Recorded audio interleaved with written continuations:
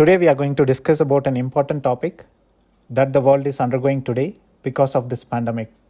That is the online school, how good it is, and let's talk about the pros and cons about the online schooling. If you have not subscribed to our channel yet, please do subscribe. And we will talk about these topics: post-COVID world, anything and everything online, pros and cons at online school, what parents must do in this time. The new normal life. So as we everybody know that the world is looking totally different than it was earlier 6 months. So the world is impacted because of the COVID situation. The COVID virus has infected around 27 million people across the world, and it has spread to 215 countries. And there are almost 800,000 deaths have been reported so far. So what is happening in the world? So now the lockdown. So the countries have locked down its borders, its states, its districts because of this COVID, and the people movement have been restricted severely, and that has become the new normal of our life. And gathering of people, even for the personal meetings, have been restricted, and the work from home have become the new normal of the official environment. And the mask, sanitizers, and face shields are the new outfit. Social distancing is the new mantra that people have been repeatedly talking about. So let's go and see what's going on. Online stereotypes. Because of this COVID, people have become online stereotypes by shopping in online. For the way to cook or any other groceries is being ordered only through online. And this is one of the major helpful thing that has happened during this pandemic. If not, the world would be totally different than what we are currently at, even at this situation of pandemic. And even if you say the beauticians, the diagnosis, the education, martial arts, any skill developments, everything is happening in online. Even the workplace has shifted totally into online. In-person learning became impossible because of this COVID. So there has been a lot of fears that has spread among the parents, teachers, and even at the government levels because of the the pandemic has been spreading. The schools across the world has been shut down, and there was a question about, is it livelihood important or an education is important? So that's the reason we had the schools have been shut down, and now we are turning back and just getting into the mode of education through online. And even the total system across the world has been stand still within no time. So during this pandemic, the only thing that worked as usual is the world that was rotating. So the globalization has stopped, export import have been severely impacted, and to some extent it was stopped as well. And there has been a lot of restrictions in the transport sector. The airports have been shut down. There has been no passenger or cruise movement, or even the road transport has been restricted to a lot. And industries and the businesses feel as if there is no tomorrow because of this pandemic, which is a normal thing during this type of pandemic. And during this situation, we got a boon that we have an online class for kids that might help them to continue their education. So kids have shifted to online classes, and let's see what they got and what they lose because of this online class. The pros of online class is, as we know, that any place, anytime we can learn. So we had tools and techniques and technologies that help students to learn any place, anytime, and the student can be learning even during their free time. And the collaboration with the students and teachers have improved due to the online class because everybody were at their ease and they learned from their home. So there is a lot of creative resources, and the tools and applications have been developed and released for the student communities during this time. And this mainly helped people to calm and just get them educated during this time. So it avoided the COVID spread to some extent. And there has been a lot of talks that students do not spread the COVID virus, but it's always subjective. So the parents get a lot of peace of mind, and they can have the kids learn without any fear. And there are options for the kids who can record the session, who missed the session can record and replay it to learn later. So that was one of the greatest advantage of this online classes. So they don't miss any of the portions or curriculum that they are learning.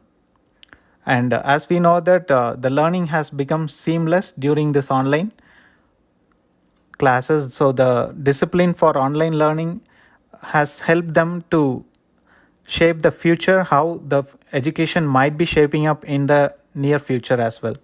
So the access to the unlimited resources, because there has been a lot of free resources in the internet that has been opened up during this pandemic for the kids and the student community to go and learn. And it also reduced the travel time for the kids from the home to school and school to home backwards. So overall, these are all the pros things that we can say. And now let's talk about the cons.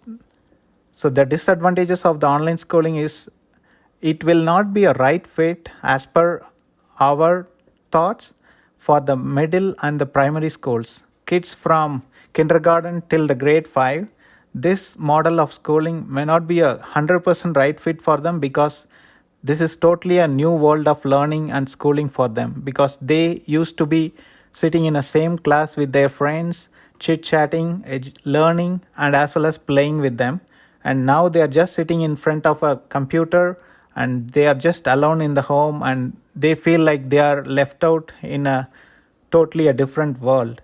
So as we said, there is zero social interaction between the kids, and the focus is the main point, that not every kid will be truly and 100% focusing on the primary school curriculum that has been taken through online. So that is one of the main drawback that we are foreseeing it. And the kids may not be remembering the curriculum in online method, because we always say that when we write things through our hand in a piece of paper, that will be more effective than the online schooling. That's what many analysis is also coming out right now. And this online is not a truly proven method for a teacher and as well as kids. It's like totally new for them, and this is like a testing of waters. And one more topic that I want to touch base is, not every kid is equally socially and economically empowered to offer or just take this option of online schooling, right? So that's one of the things that we wanted to talk about. Not everybody can get access to high-speed internet, as well as not everybody will be having a good gadgets that will be strong enough to have 8 to 10 hours of online classes per day, right? So that is one of the main thing. And this online school is not a voluntary, like, or kids can learn by themselves, right? So there will be a need of parents who need to assist. So this will impact their work schedule and their earning power as well, because they need to sit with the kids to make them learn properly, focus properly, right? So this will impact their income as well at this time of pandemic. Lack of supervising. There will not be a real supervisor in the online class, because there will be a lot of kids in the online class, and one teacher will not be able to manage everybody who are not physically in front of them. So there are a lot of chances that there will be more dropouts from the schools if this online school is kind of a new normal for a year or so. So that's one of the major risks that we are foreseeing. And one more thing is prolonged class hours or sitting in front of the screen or monitor is really risky for the kids' eyes. So that is one thing that we need to really consider it. So this is one of the major drawback that we are seeing. The health factor is one of the thing that we need to consider. So let's come to the important point about what parents must do. So as we know that we are nowhere out of COVID so far. So the COVID is still existing with millions and millions of people impacted. we need to educate the kids to be on mask and wash the hands often. So that will help them to come out of the any infection that they might have got accidentally. And we also need to educate them to maintain the social distance. And one more thing, from the practice perspective for the curriculum, we need to make sure that they always stay in touch with the writing practice, because writing will be helpful for them to recall the concepts and the ability to understand the lessons that they are learning, rather than just learning from an online screen. Because we don't remember everything that we see, but we tend to remember most of the things that we write in a piece of paper. So that's why we say that old school method is one of the best method for learning, particularly for the kids at the primary and the middle schools. The high school students and college students are empowered to learn and educate themselves through the online mode, which is becoming new normal now.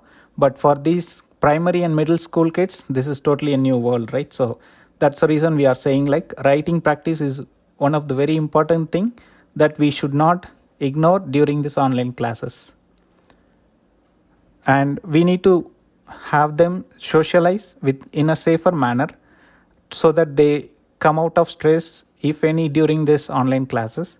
And we need to plan a small meetup with the friends during the weekends, so that they have some space of socializing and they come out of their online mode of learning and things like that. Since they are not having time to meet their friends, I think we should plan for a small group gatherings, and with social distance and COVID compliance. So that will help them to socialize in a safer manner. And positivity, this is one of the important thing that every parents must be doing.